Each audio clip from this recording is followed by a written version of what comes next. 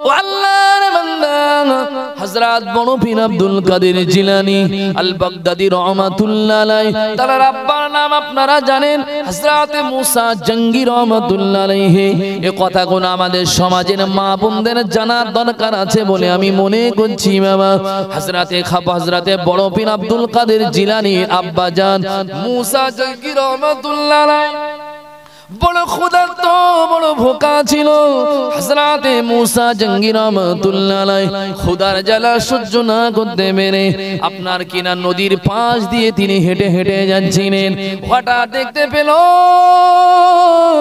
নদীতে একটা কিনা ফল পড়ে রয়েছে।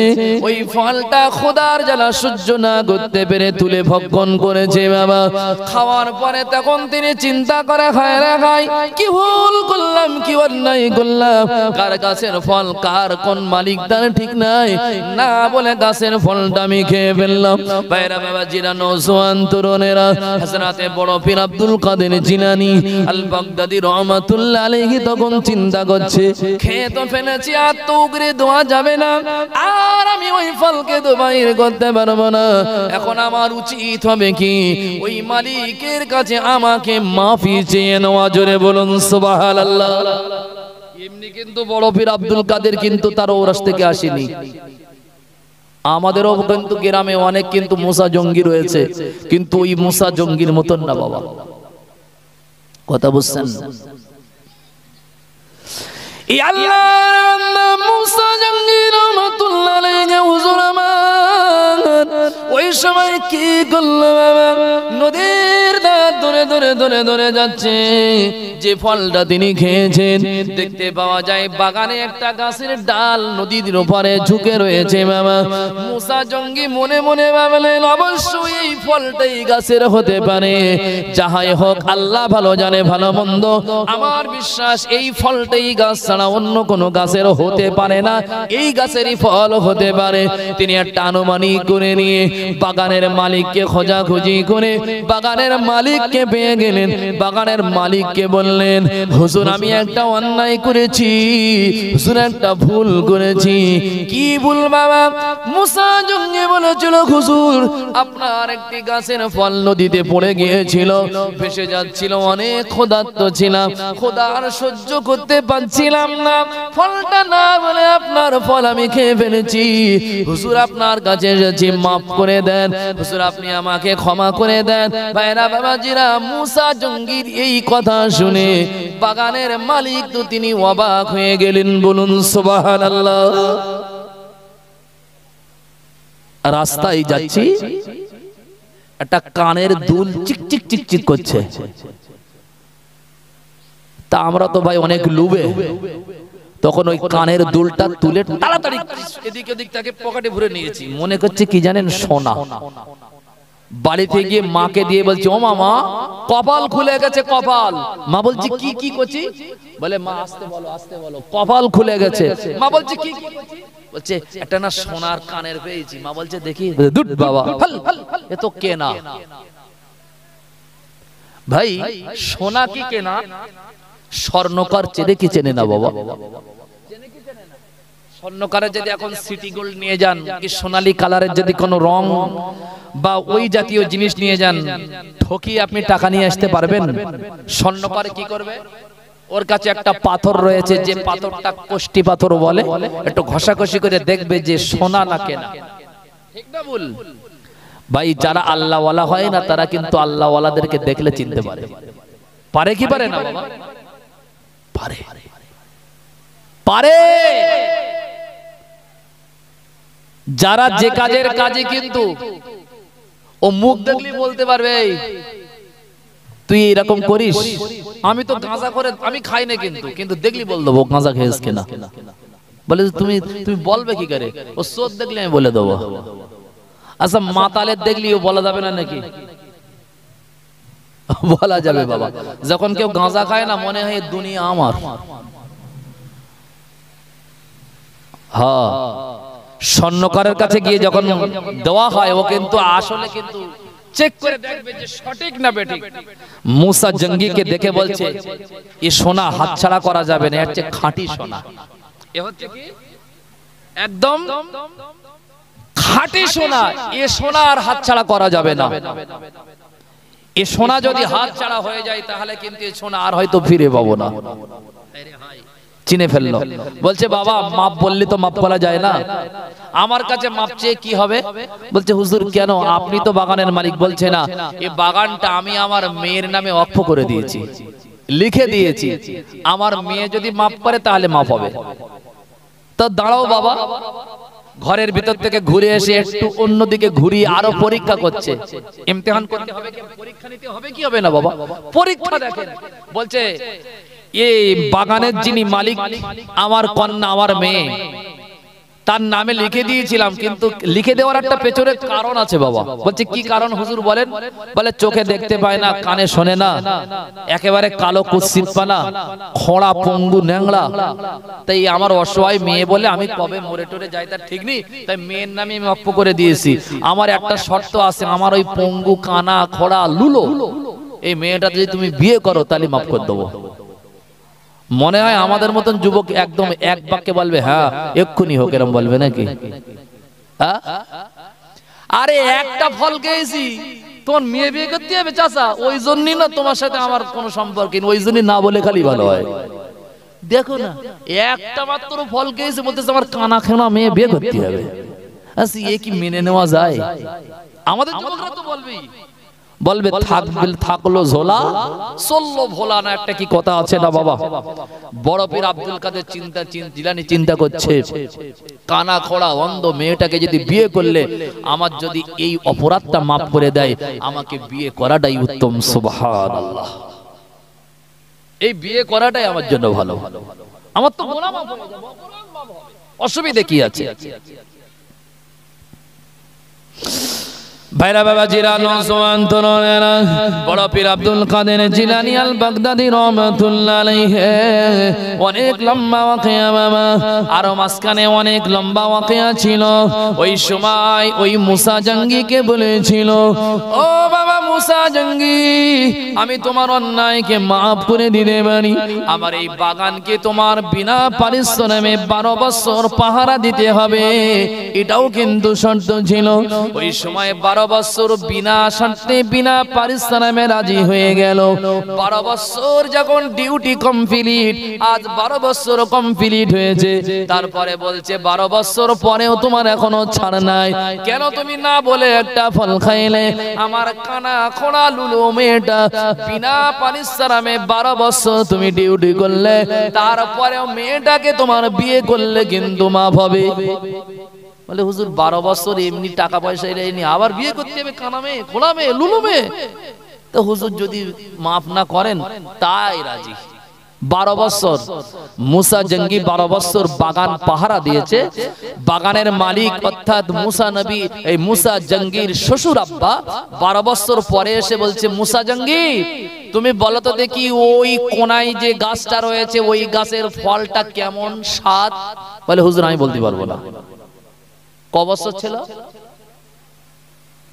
আমাদের ছেলেরা ও কোন গাছের শেকড় কইরাম তাও বল দেবে, টেস্ট করে, ঠিক না বলে? ফল তো দূরের কথা, যদি এরকম সুযোগ আছে, এই তো সামনে আমের মুকুল আসছে, যদি বাগান চৌকি বা পাহারা দেওয়ার যদি চাকরি দেয়, ও সাইগুষ্টির আম কিনতে হবে না, ঠিক না বল বাবা? মেয়ে তো কিনতে হবে না, মেয়ের জারও কিনতে হবে না, হ্যাঁ দুলাবার কিনতে হবে না, দুলাবার খালারও কিনতে হবে না, সাই গোষ্ঠী বন্ধুর আম কিনতে হবে না, বলে এই বাগান আমার। আমাদের ঘরে দেখেন না সব মারা, আমরা সব তো চাষবাস করি, এই পলেরাটে যাচ্ছি, কটার দিকে আসবে গো? বলতেছে 1টা বাজতে পারে, সবজি বিক্রি করে 1টা বেজে যেতে পারে। এই সকিরার মা যাচ্ছি, কিন্তু আজকে খুব কড়া রৌদ্র, এখন বৈশাখ মাসের গরম, বিরাট রৌদ্র কড়া, দেখ কাজ করে দিন আছে দুপুরবেলা একটু আম ডাল করো, কিন্তু চাষার কিন্তু একটা আম গাছ নেই, বিবি বলে যাচ্ছে আম ডাল করো। এখন চাচি দেখতেছে স্বামীর হুকুম মানা ফরজ, স্বামীর খেদমত না করলে জাহান্নামে যাব, তো স্বামী বলে গেছে এই সব তো মেটানোই লাগে। কচির পাঠাচ্ছে, কচি ওই হাজী সাহেবের গাছ রয়েছে না বাগান, দেখদিন বাবা দিয়ে একটা আম টাম পাশকে, মা যদি আম নিচেই না থাকে বলে ডাল তো নিচু, আবার বলে দিতে হয়, আবার কি ভেসুরে বলতে হয়? টুপ করে লাফ মেরে একটা আমলে চলে আসবি। চাচা তো দুপুর বেলা এসে আমার ডাল খাচ্ছে আর শুধু দাড়িতে হাত বোলাচ্ছে। সুবহানাল্লাহ, মাশাআল্লাহ, ওফ ওফ, এ কি সুন্দর, এই এত সুন্দর আমডাল। কিন্তু চাচা একবারও জিজ্ঞাসা করলো না দাড়িতে বোলানোর আগে যে পেলে কোথায় আমটা। তাহলে আমাদের ঘর থেকে বড় পীর বার হবে তো নাকি? বড় পীর বার হবে না, বড় গুন্ডা বার হবে, তাই না বাবা? চোর বার হবে, চোর, চোর, আম চোর। একবার জিজ্ঞাসা করেছ? আল্লাহর বান্দা হযরত মুসা জঙ্গি রাহমাতুল্লাহ আলাইহি হুজুর আমার ওই সময় বলল, আবার 12 বছর তো আমি আপনার ডিউটি করলাম, পারিশ্রমিক নেই না, আবার খোনা কাড়া নালো, মেয়েটাকে আবার বিয়ে করতে হবে। হুজুর বিয়ে করব কেন? বলে যদি বিয়ে না করো তাহলে কিন্তু অপরাধ মাফ হবে না। হুজুর আর দেরি করলেন না, শিকার রাজি হয়ে গেল। ও আল্লাহ পাকের বান্দা, ও বাগানের মালিক, যদি আমার 12 বছর চাকরি করার পরে, ডিউটি করার পরে আপনার কানো কালা কানা খোঁড়া এই কালো মেয়েটাকে বিয়ে করলে যদি আমার অপরাধ মাফ করে দেন, আমি রাজি আছি। অনেক লম্বা ওয়াকিয়া, বিবাহ হয়ে গেল বাবা। যখন বাসর ঘর হয়েছে শুনলে অবাক হয়ে যাবেন, বড় পীর আব্দুল কাদের জিলানী, যার বিবির নাম ছিল ফাতেমা, উম্মুল খায়ের ফাতেমা। আল্লাহ তার এত সুন্দর চেহারা দিয়েছিল, সুদর্শন চেহারাওয়ালি নারী ছিল, হাসলে যেন তার দাঁত দিয়ে মুগ্ধ যুদ্ধ, টানা টানা চোখ, অতিবা সুন্দরী একজন সুন্দরী সনশিরোমণি বড় পীর আব্দুল কাদের জিলানীর আব্বা মুসা জঙ্গি রাহমাতুল্লাহ আলাইহি আজ বাসর রাত, বাসর ঘর, হযরতে উম্মুল খায়ের ফাতেমা যখন কিনা ওই কিনা বাসর ঘরে বাসর রাতে যখন প্রবেশ করেছে, মুসা জঙ্গি তখন কান্নাকাটি করতে লেগেছে।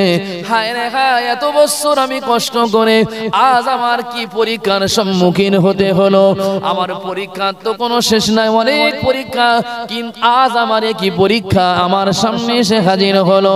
আমি তো কানা খাড়া লুলু কালো মেয়েকে বিবাহ করেছি, কিন্তু আমার ঘরে সুন্দরীকে কেন পাঠানো হলো? তখন বললেন, তোমার সাথে আমার কোনো সম্পর্ক নাই। উম্মুল খায়ের ফাতেমা বললেন, কেন এমন করে বলেন কেন? বলে, তুমি তো কানা খাড়া লুলু মেয়েকে আমি বিয়ে করেছি, কালো মেয়েকে বিবাহ করেছি, তুমি তো চোখে দেখো, তোমার তো চেহারা অনেক সুন্দর। ওই সময় মুসা জঙ্গিকে বলেছিল তার শ্বশুর আব্বা, ও মুসা জঙ্গি, আমি তোমাকে পরীক্ষা নিয়েছিলাম, তুমি পরীক্ষায় উত্তীর্ণ হয়েছো। আমার কানা খোড়া মেয়ে মানে আমার মেয়ে আমি কানা বলেছিলাম, অন্ধ বলেছিলাম, কারণ হলো এই দুটো চোখ দিয়ে জীবনে কোনো পরপুরুষের মুখ দেখিনি রে মুসা। আল্লাহ পাক রব্বুল আলামিন তার চোখ দিয়ে কোনো খারাপ বাজে জিনিস কোনোদিন দেখিনি। ওরে মুসা জঙ্গি, শুনে নে, আমি তোমাকে বলেছিলাম আমার মেয়েটা হলো খোড়া, এই পা দুটো দিয়ে কোনোদিন কোনো পরপুরুষের বাড়িতে কোনোদিন খারাপ জায়গাতে পা রাখিনি, এই জন্য আমি তাকে কিনা খোড়া বলেছি। লুলো বললাম হাত অচাল বলার কারণ হলো, ওরে মুসা জঙ্গি শুনে রেখে নে, আমার মেয়ে উম্মুল খায়ের ফাতেমা এত বড় আল্লাহ পাকের মাহবুবা বান্দি, এই হাত দিয়ে কোনো ছেলেকে আই লাভ ইউ বলে কোনো চিঠি টিটি কিন্তু দেয়নি, ফেসবুক ঘাটাঘাটি করিনি, মেসেঞ্জারে কিন্তু মেসেজ পাঠাইনি, এরা কিন্তু ফোনে কিন্তু কোনোদিন খারাপ জিনিস দেখেনি। বুলামাকে বুঝবেন না একটু, আপনাদের সমাজের দিকে তাকিয়ে না বললাম, এক কথায় আমার ফাতেমার মতন সুন্দরী, আমার ফাতেমার মতন নম্র আর বিনয়ী, আমার ফাতেমার মতন আল্লাহ ওলি মেয়ে এই শহরে, এই নগরে, গ্রামে আর দ্বিতীয় খুঁজলেও পাওয়া যাবে না। জোরে বলুন সুবহানাল্লাহ। ও বাবা মুসা জঙ্গি, মেয়ে যখন আমার সেনা হয়েছিল অনেক চিন্তা চিন্তা করেছিলাম আমার সুন্দরী এই আল্লাহ বলি মেয়েকে আমি কার হাতে তুলে দেব, কিন্তু যেদিন তুমি আমার কাছে একটা ফল দরিয়া আপনার কিনা নদী থেকে ভেসে যাচ্ছিল, তুমি ফলটা না বলে খেয়ে আমার কাছে মাপ চাইতে এসেছো, আমি বুঝতে পেরেছি তোমার ভিতরে তাকওয়া রয়েছে আর তুমি একজন আল্লাহ পাকের ভয় করে নেওয়ালা বান্দি। আমার বিশ্বাস তুমি আল্লাহকে ভয় করো, তুমি আল্লাহকে অনেক ভয় করো, তাই আমি আমার মেয়ের উপযুক্ত স্বামী হিসাবে তোমাকে অনেক পরীক্ষা নিয়েছি, সব পরীক্ষায় তুমি উত্তীর্ণ হয়েছো, তাই আমার আদরের কন্যাকে তোমার হাতে দিয়ে দিয়েছি। আমি আজকের মেয়ের বাপ হিসাবে উত্তম আদর্শবান আল্লাহওয়ালা জামাতা পেয়েছি, বলুন সুবহানাল্লাহ।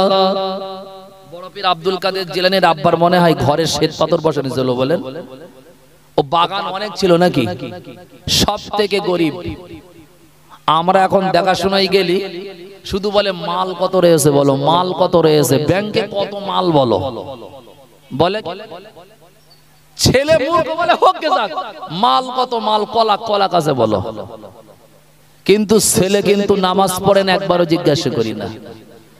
আর মেয়ে দেখাশোনার সময় শুধু বলে বৌমা ও মেয়ে একটা কথা বলি শোনো, বলছে বলেন বলেন, বলছে একটা কথা বলি শোনো, আমরা তো নামাজ কালাম টালাম পড়িনি আর পড়তেও পারিনি, অনেক কাজ, কোরআন শরীফও জানেনি, ও মা আমার ইচ্ছা একটু ভালো বৌমা নেবো, যেন একটু কোরআন শরীফ শরীফ পড়ে, একটু নামাজ কালাম পড়ে। কত বড় হাইব্রিড বেঈমান বুঝতে পারছেন বাবা, কত বড় হাইব্রিড বেঈমান।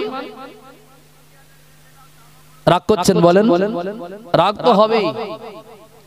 মেয়ে দেখতে গেলে শুধু কোরআন কতবার পড়ছো, এখন মেয়ে যদি ঘুরিয়ে বলে চাচা আমি নাই পড়িছি, যা ও পরে বলছি, তুমি শুধু সূরা ফাতিহাটা পড়ো, চাচার আন্ডারপ্যান্ট শেষ,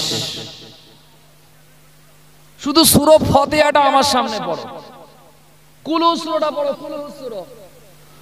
চাচা বলবে কোথায়, তৌরাতে না জবুরে না ইনজিলে, কথা বলছেন না, কোন কিতাবে আছে সূরা ফাতিহা, কোরআনে না তৌরাতে, জবুরে না ইনজিলে? চাচা সূরা ফাতিহা কোন কিতাবে লেখা আছে খবর নেই, বলে কোরআন পড়ি না বউ মালে আসবো, কিন্তু ছেলে কিন্তু আস্ত ভাম জীবনে মসজিদের পশ্চিম মুখ হয় না। কি কথা ঠিক না বলুন? রাগ করছেন? যদি সমাজের এই গার্জিয়ান পক্ষ যদি এইটা নিয়ত করত আর দেখাশোনা যদি এই অ্যাঙ্গেলে হতো, মেয়েকে যেমন জিজ্ঞাসা করছেন মা তুমি কেন কোরআন পড়ুনি, কোরআন শিখুনি, কোরআন জানো তো, যদি আমরা দেখাশোনার সময় যদি ছেলেকেই প্রশ্ন করতাম বাবা তোমার তো আমি পছন্দ সব দিক থেকে হয়েছে, কিন্তু তোমার মুখে দাড়িটা কই, যদি জিজ্ঞাসার সময় যদি দেখাশোনার সময় যদি এইটা হতো না ভাই, সব যুবক কিন্তু 1.5 হাত করে দাড়ি রাখতো। যদি দেখাশোনার সময় বলতো বাবা নামাজ পড়ো তো, সব যুবকগণ কিন্তু নামাজি হতো। যদি দেখাশোনার সময় বলতো বাবা কোরআন শরীফ কবার খতম করেছো, সব যুবকগণ কিন্তু কোরআন শিখতো, তাই না বাবা? এখন যেমন রু তেমন ফেরেশতা, বামাতে বিড়ি টানতে স্যার বলতে মা কবার খতম হয়েছে, কবার খতম হয়েছে, কবার খতম হয়েছে, একটু লজ্জা থাকা দরকার। বিশ্বাস করুন বামাতে বিড়ি টানে আর সমাজের গার্জিয়ান পক্ষ মেয়ে দেখতে গিয়ে বলে খতম হয়েছে, কোরআন নিয়ে ধুয়ে ধুয়ে খেও বাবা। তুমি ভাবছো আমি বিড়িখোর, আমি বেনামাজি, আমার বউ কোরআন পড়ে দিলে আমার গোরে রাজা মাফ হবে? ও আশা আবু জেহেলও করিনি, ও আশা আবু জেহেলও করিনি, লোক কোরআন পড়ে দিলে আমি আবু জেহেল আমার গোরের মাঝ হবে, আপনি কেন করেন? বৌমা কোরআন নিয়ে যদি তোমার কবরের ভিতরে 40 বছর ধরে বসে পড়ে, তাও তোমার গোরের আযাব মাফ হবে না বাবা। ভুল বুঝবেন না, খারাপ সেন্স নেবেন না, খারাপ ভাববেন না। সমাজ কিন্তু আমাদের শেষ হতে চলেছে বাবা। আজ আমাদের যুবকদের দিকে তাকালে অনেক কষ্ট হয়, যুবকদের দিকে তাকালে আমার অনেক ব্যথা লাগে। এই যুবকরা কি হলো রে ভাই, সব পাগল হয়ে গেছে, ছেঁড়া সুন্দর প্যান্ট বাদ দিয়ে ছেঁড়া প্যান্ট পরে, এরা পাগল না খারাপ? পাগল তো পাগল, বড় পাগল, রাস্তায় এর থেকে ভালো পাগল ঘুরে বেড়ায়, তার থেকে বড় পাগল আছে যারা ছেঁড়া স্যুট পরে। কি আজীব দুনিয়ারে পড়ল রে ভাই। ভাইরা বাবাজিরা নওজওয়ান তরুণেরা উলামাকে বুঝবেন না যারা দিল্লিতে গিয়েছেন দিল্লিতে অনেক মাজার রয়েছে বাবা একটা আল্লাহওয়ালার কথা আপনাদেরকে শোনাই যার নাম হলো হযরত কুতুবউদ্দিন বখতিয়ার কাকি রহমাতুল্লাহ আলাইহি নাম শুনেছেন কুতুবউদ্দিন বখতিয়ার কাকি দিল্লি যে কুতুব মিনার আছে তাই না কুতুব মিনার থেকে একটু দূরে গিয়ে ডান হাতে ঢুকলেই তার মাজার মাজারটা লম্বা না চৌকো চৌকো না একদম অনেক রহস্য রয়েছে সময় পালি বলছি কিন্তু সময় তো আমার একদম তাড়া করছে আর বেশি বাকি নাই একটু দরুদ শরীফ পড়েন আল্লাহুম্মা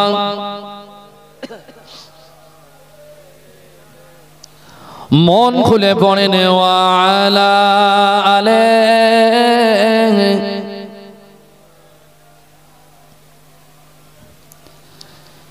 যার কদম চুমে ধন্য আর সিদরাতে মুনতাহা মারহাবা মারহাবা বলো মারহাবা মারহাবা মারহাবা মারহাবা বলো মারহাবা মারহাবা দয়ার নবীর মেরাজ রাতে জিবরাইল নিয়ে বরক সাথে আগে আগে জিবরিল পিছে কামলিওয়ালা মারহাবা মারহাবা বলো মারহাবা মারহাবা মারহাবা মারহাবা বলো মারহাবা মারহাবা আল্লাহুম্মা সাল্লি আলা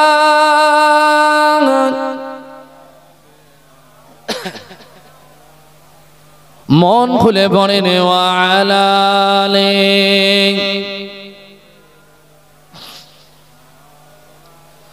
ও নওজওয়ান জওয়ান যুবকেরা ও পাড়াপুকুর গ্রামের মায়েরা বোনেরা কান কানা করে শুনুন হযরত কুতুবউদ্দিন বখতিয়ার কাকি রহমাতুল্লাহ আলাইহি হুজুর আমার 1 তারিখে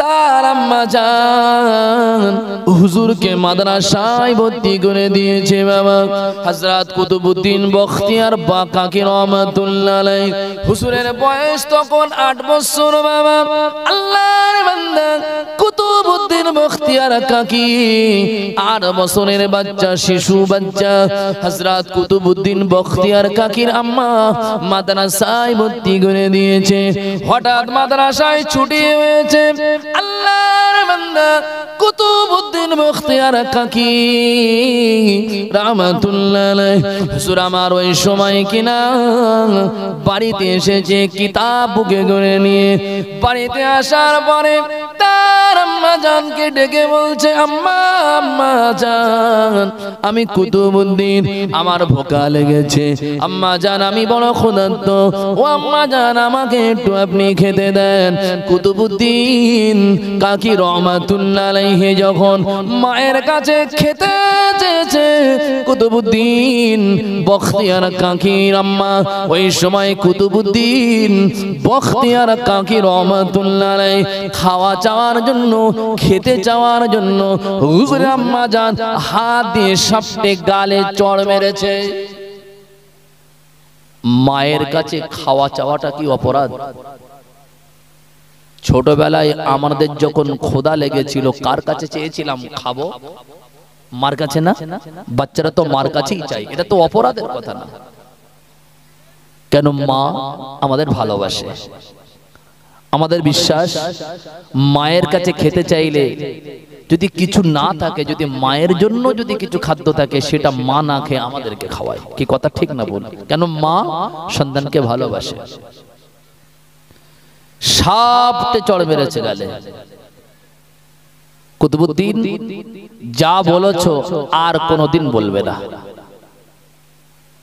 খবরদার ফুপিয়ে ফুপিয়ে কুতুবউদ্দিন কাঁদছে মায়ের জানতো কাঁদছে বাবা কুতুবউদ্দিন শুনেছো আর কোনোদিন বলবে না ফুপিয়ে বলছে মা আমি বুঝতে পারছি না আপনি আমাকে মারলেন কেন আমি প্রতিবাদ করছি না, কিন্তু আমার বুঝে আসছে না, আমি তো কোনো অন্যায় করিনি, অপরাধ করিনি, তারপরে আপনি আমাকে মারলেন। আমি তো বুঝতে পারছি না কেন আপনি আমাকে মারলেন। বুঝছে বাবা, ক্ষুধা লাগলে মায়ের কাছে চাইতে নাই, চাইতে যদি হয় যিনি আমাদের খাওয়ান তিনি আল্লাহ, আল্লাহর কাছে চাইবে। সুবহানাল্লাহ। এটা মায়ের শিক্ষা। এটা কি বাবা? মায়ের শিক্ষা। কি মা দেখেন, এমনি তারা আল্লাহর ওলি হয়েছে রে বাবা। যত আল্লাহ ওয়ালা দুনিয়া এসেছে তাদের খোঁজলেন, তাদের পিতামাতা ভালো ছিল। কি কথা ঠিক না বল বাবা? আব্বা মা ভালো ঘরের মানুষ ছিল, নাই বাপ ভালো নাই মা ভালো। আর যাদের বাপ আর মা দুটোই ভালো তাদের তো নসিব অনেক ভালো। ঠিক না বল বাবা? আমাদের পেট থেকে যে খাজা কুতুবউদ্দিন আর বড় পীর আব্দুল কাদের আর খাজা মঈনুদ্দিন আসবে জানো, এ ভাইবেও না চাচি। কেন বলেন দিনি? একটা কথা রেখে আর একটা কথা বলছি,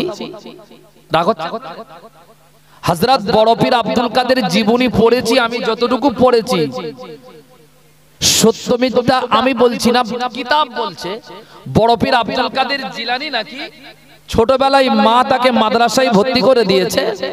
আমার যতটুকু জানা কিতাবে পড়েছি, প্রথম দিনে নাকি তিনি 18 পারা কোরআনকে মুখস্থ শুনিয়েছে। সুবহানাল্লাহ।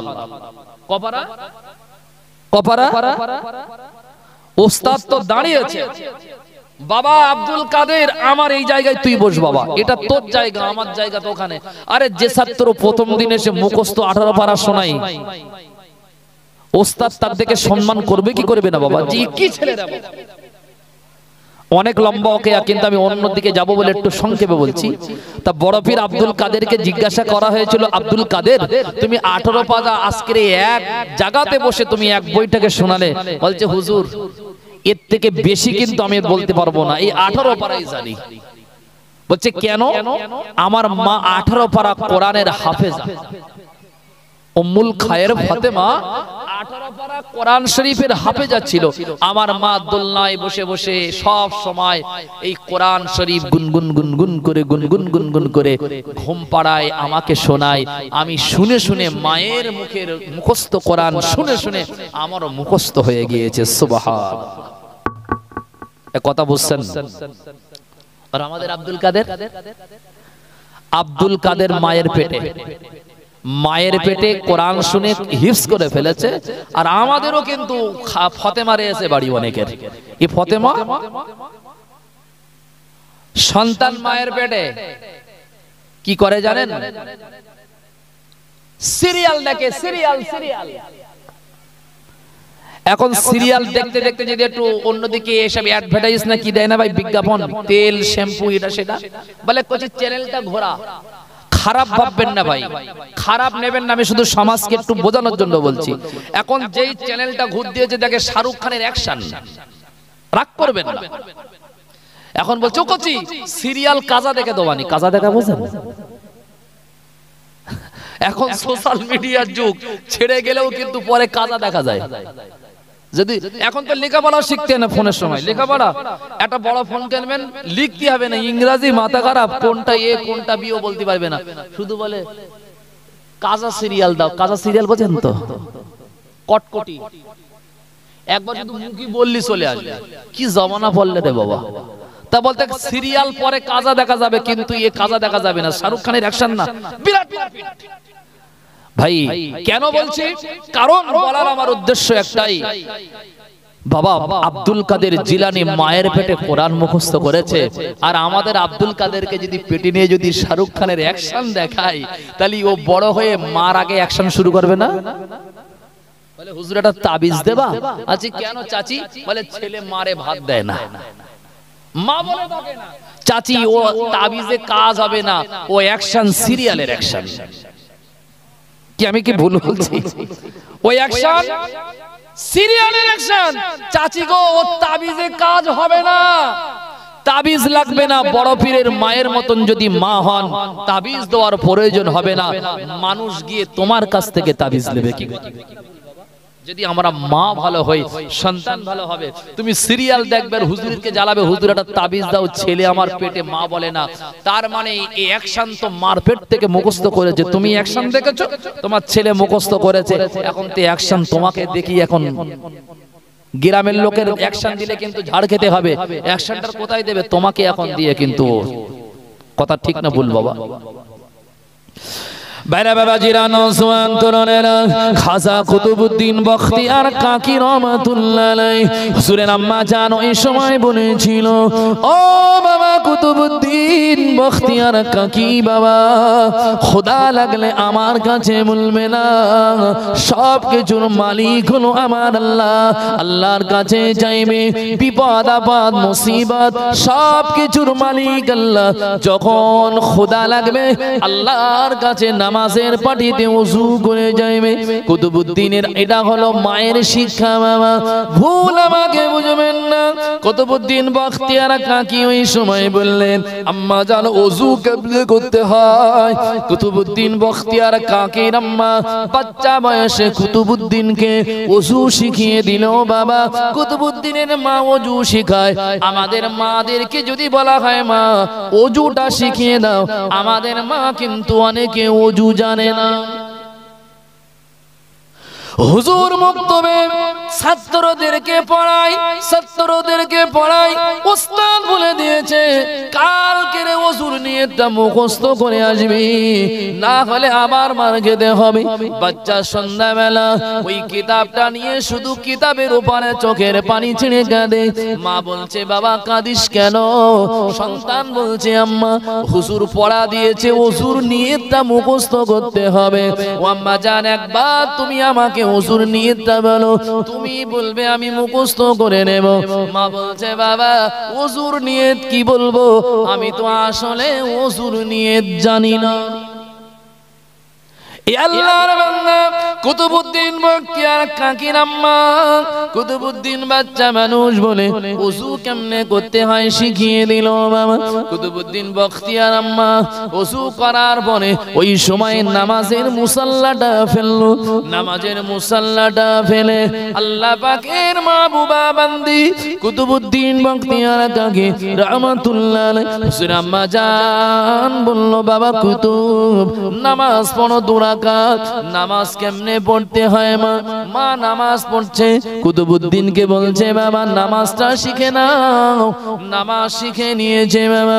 কুতুবউদ্দিন বখতিয়ার কাকির আম্মা নামাজ শেষ করে মালিকের দরবারে দুখানা হাত তুলে বলছে, ও রব্বুল আলামিন আল্লাহ, আমি ক্ষুধার্ত, আমাকে আপনি খেতে দেন, আমাকে আপনি খেতে দেন। অনেক লম্বা ওয়াকিয়া বাবা।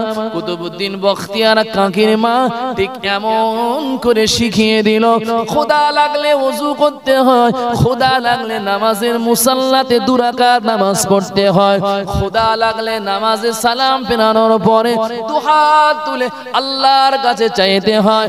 আল্লাহ পাক অবশ্যই তাকে তার বান্দাদের খাওয়ার ব্যবস্থা করে দেবে। বাচ্চাকে এমন শিখিয়ে দিয়েছে বাবা, আগামী কাল থেকে শুরু হয়ে যাবে। কুতুবউদ্দিন বখতিয়ার কাকি আবার পরের দিন মাদ্রাসায় গেল। তার আম্মা জান কুতুবউদ্দিন বখতিয়ার কাকির মা একটা ঘরের কিনারায়, ঘরের কোনায় বাবা সুন্দর করে খানা খাদ্যগুলো রেডি করে রেখে দিয়ে কাপড়টা চাপা দিয়ে কুতুবউদ্দিন বখতিয়ার কাকি রহমাতুল্লাহ আলাইহি হুজুরের আম্মা জান সব রেডি করে কুতুবউদ্দিন বখতিয়ার কাকি রহমাতুল্লাহ আলাইহি হুজুরের আম্মা জান কি করলো? ওই সময় বলছে, বাবা খাওয়ার যখন প্রয়োজন হবে এই জায়গায় এসে কাপড় উঁচু করলে তুমি প্রত্যেক দিন খাবার পেয়ে যাবে। বলুন সুবহানাল্লাহ, আরো চিল্লে বলুন সুবহানাল্লাহ। আলহামদুলিল্লাহ, মাশাআল্লাহ। এক কথা, খাজা কুতুবউদ্দিন বখতিয়ার কাকি রহমাতুল্লাহ আলাইহি ঠিক ছুটি হয় প্রত্যেক দিন, মায়ের শিক্ষা মতন এসে কি নির্দিষ্ট জায়গায় খাবার তৈরি করে রাখে কে বলেন? মা। এটা ছেলের শিক্ষা। যা চাইতে হয় কার কাছে চাইতে হয় বলেন? আল্লাহর কাছে চাইতে হয়। প্রত্যেক দিন খাবার পায়, প্রত্যেক দিন খাবার পায়। খাজা কুতুবউদ্দিন বখতিয়ার কাকি রহমাতুল্লাহ আলাইহি একটা দিনের ঘটনা, আমার ভাই আসছে এই জন্য আমি আগে বাড়তে পারছি না, কিন্তু ঘটনাটা কিন্তু একটু লম্বা। ভাইজান, কেন আপনাদের এটা শীতের সময়, ঠান্ডার সময় কথা বলছেন, আপনাদের হয়তো মধ্যরাত পর্যন্ত ছিল, কিন্তু কোনো কারণবশত একটু সময় হয়তো বেড়ে যাবে। এই জন্য প্রত্যেক বক্তাদের নির্দিষ্ট সময় আমাদের খেয়াল রাখতে হবে।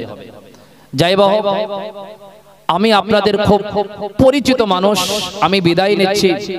আল্লাহ যদি কোনো সময় সুযোগ মওকা দেয়, এখান থেকে আবার বলার চেষ্টা রাখবো। আল্লাহ আমাদেরকে যতটুকু আমি বলেছি আপনারা শুনেছেন।